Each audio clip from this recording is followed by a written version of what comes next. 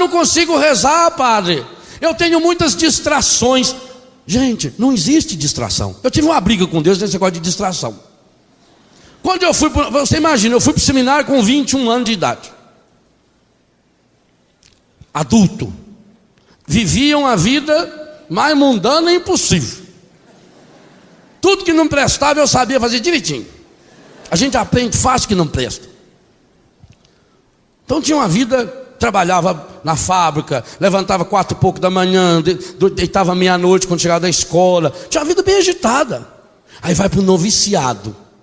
Nosso noviciado, 1 ano canônico, mais 1 mês e meio antes que tinha de postulantado, e depois os 6 primeiros meses de filosofia sem ir em casa. Imagina isso para um mineiro que sai de casa, porque o mineiro, quando ele vai no bar, fala: benção, amanhã, vai com Deus, meu filho, Nossa Senhora proteja, volta logo, viu, filho? Olha direito para atravessar a rua, olha para cima, olha para baixo, né? Aí a gente olha para cima, olha para baixo, o carro passa por cima da gente, né? Porque lá no Biguá só tem para cima e para baixo, é o único sentido de trânsito, olha para cima, olha para baixo.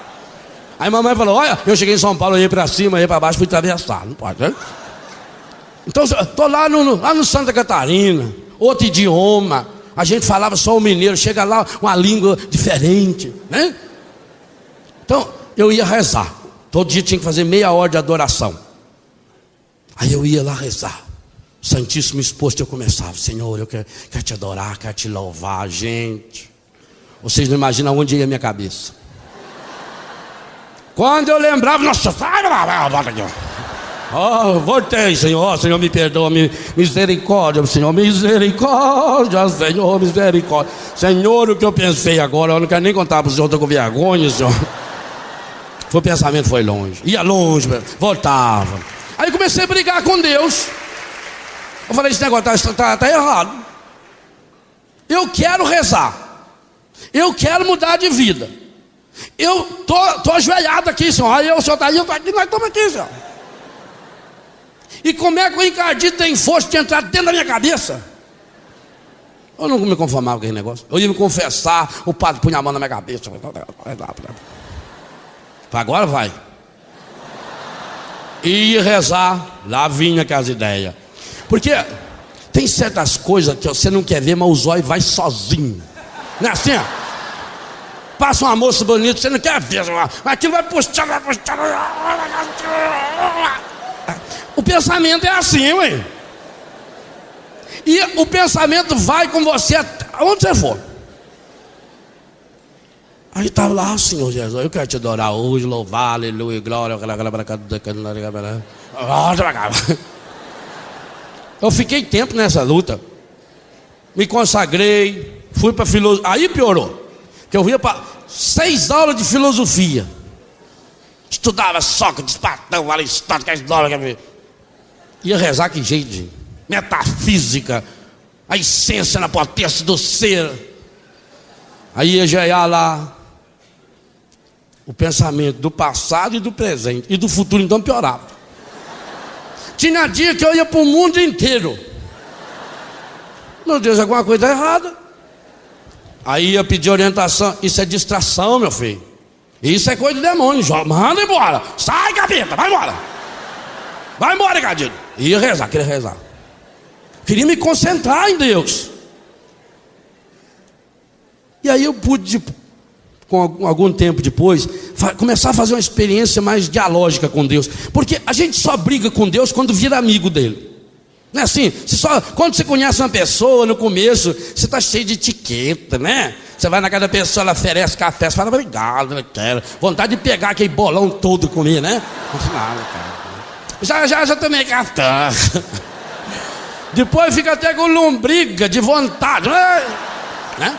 Porque no começo, com Deus também é assim. No começo a gente tem umas parcimônias. Depois você vai pegando intimidade. Eu fui pegando intimidade com Deus. Coração de Jesus, eu gostava de olhar para o coração de Jesus.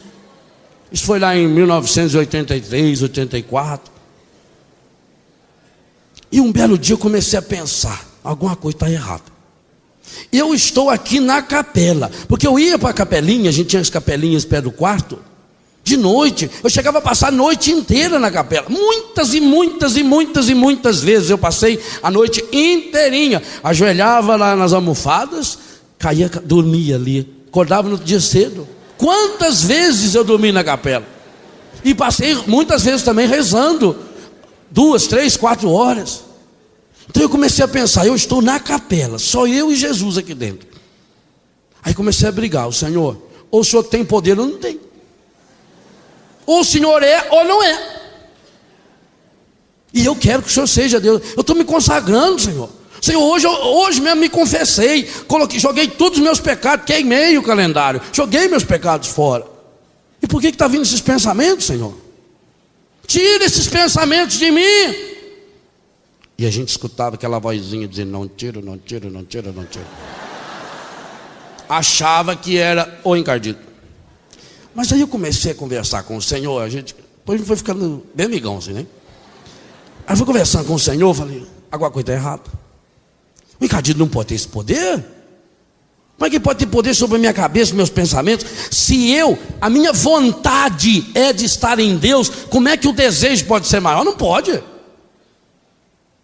Aí começou a me vir uma intuição que é de uma moção espiritual. Não existe distração. Distração é palavra de ciência. Eu acho que eu estava preparando um seminário de vida no Espírito para dar na Arquidiocese de Florianópolis, 1985. Penso que deve ser por ali, porque eu me lembro que eu estava estudando dons e carismas. E aí quando eu li sobre o carisma, a palavra de ciência, me veio essa intuição, essa moção de Deus. Isso é uma palavra de ciência. Ora, Deus quer me falar. Agora, como é que Ele vai poder me falar? Ele vai aparecer aqui na minha frente? Ele já me deu a palavra, o objetivo já está aqui. Eu já tenho Ele presente nos sacramentos. Agora, em mim Ele vai falar através dos meus sentimentos, das minhas emoções, dos meus pensamentos, das minhas lembranças, das minhas memórias. Então eu preciso consagrar todas essas áreas da minha vida para Deus. Maria guardava todas essas coisas no seu coração, porque a memória, a lembrança, a inteligência, é tudo sintetizado no nosso coração. Guardar tudo no coração significa deixar a palavra de Deus penetrar em todas as minhas áreas, memórias, lembranças, saudades, tudo, pensamento. Eu falei, então não tem distração, é palavra de ciência? Claro, Deus quer falar comigo, como é que Ele pode falar comigo? E comecei então, me colocava diante de Jesus para rezar. Estou na capela, eu quero te louvar, te bendizer, Senhor, ou eu quero te pedir. Me vinha um pensamento e eu transformava aquele pensamento em oração. Fosse o que fosse. No começo até eu mesmo me assustava, porque às vezes vinham uns pensamentos assim, feio. Quer dizer, não era tão feio, era feio para o momento. Entendeu? Porque até tinha sido bonito, tá? Mas ali não era o lugar certo dele. Então eu falei, vou começar a transformar em oração. Principalmente essa área de afetividade, sexualidade. Você imagina, jovem, namorava. Eu sempre fui muito bonito, então eu namorava muito. Então eu namorava umas moças ajeitadas. Eu tinha uma ajeitada, até hoje elas são grandes amigas, graças a Deus. Eu tenho uma grande alegria. O dia da minha primeira missa, uma das minhas madrinhas de primeira missa foi a minha ex com o marido dela. E eu fiz o batizado do filho como diácono. Porque graças a Deus, ao menos isso Deus preservou na gente, né? Era um namoro decente, graças a Deus. Eu louvo muito a Deus disso. E você jovem, não se arrependa de ter um namoro decente não. Namore, abrace com carinho, beije a namorada, namorado, louvado seja Deus, mas seja decente. Seja decente, respeite a pessoa que ela é, o Deus que está nela. Você nunca vai se arrepender. Você moça nos rapazes, o rapaz nunca vai arrepender. Eu tenho essa grande alegria. Esse ano ainda, ano passado, celebrei os 50 anos de casado dos meus pais. Estava lá minha ex, o esposo dela, os filhos, segurando no meu braço, conversando, abraça, beija. Sabe, fica aquelas coisas bonitas que Deus colocou. Então cultive um tempo lindo de namoro. Seja um jovem, uma jovem que namore. Nesse ano namore muito, namore bastante, mas um namoro santo, um namoro em Deus. Você nunca vai se arrepender disso. O namoro é cura. O namoro é um momento de cura e de graça para a sexualidade masculina e feminina, é uma graça de Deus. Então, aqueles pensamentos vinham, principalmente por quê? Porque tinha limites no namoro. O limite do namoro no passado, no pensamento, caiu o limite. Então vinha o desejo, principalmente os desejos sexuais.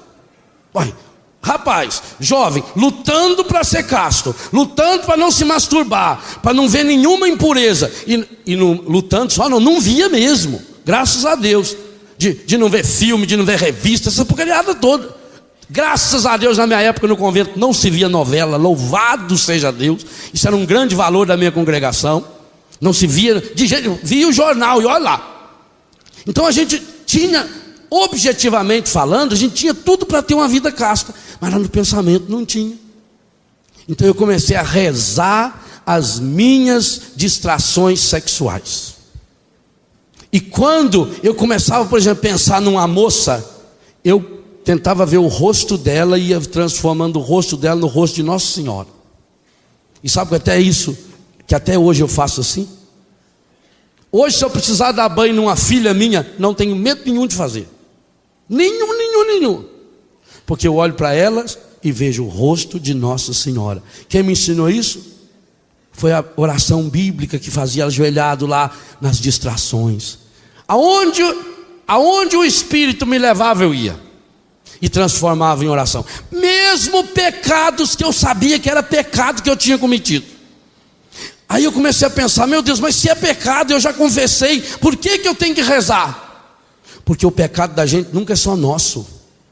O seu pecado sempre prejudica alguém, mesmo que você faça sozinho. Um pecado, masturbação, você faz sozinho, escondido, ninguém vê.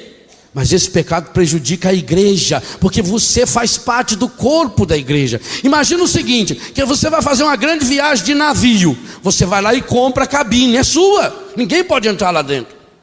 Mas não dá você o direito de fazer um furo no subsolo da sua cabine. Porque se você fizer, o que vai acontecer? Vai entrar água ali e o navio inteiro afunda, não é assim?